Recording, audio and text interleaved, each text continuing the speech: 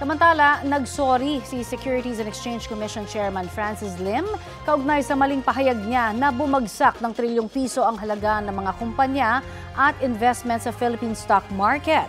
Sa isang forum noong October 8, sinabi kasi ni Lim na bumagsak ng 12% o nasa 1.7 trillion pesos ang halaga ng mga kumpanya sa Philippine Stock Exchange sa loob ng 3 linggo dahil sa issue ng katiwalian. Tinawag yang fake news ni Presidential Advisor on Investments and Economic Affairs Frederick Go. 1.4% lang daw ang ibinabang halaga ng market value at hindi 12%. Wala rin daw umatras na dayuhang investor dahil sa kawalan ng tiwala sa bansa. Depensa ng SEC chairman, naniwala siya noon na credible ang report na nabasa niya. Hindi po totoo ang report. Gusto lang daw ni Lim na bigyang diin ang halaga ng integridad at ang malaking epekto ng katiwalian sa kumpiyansa ng mga investor.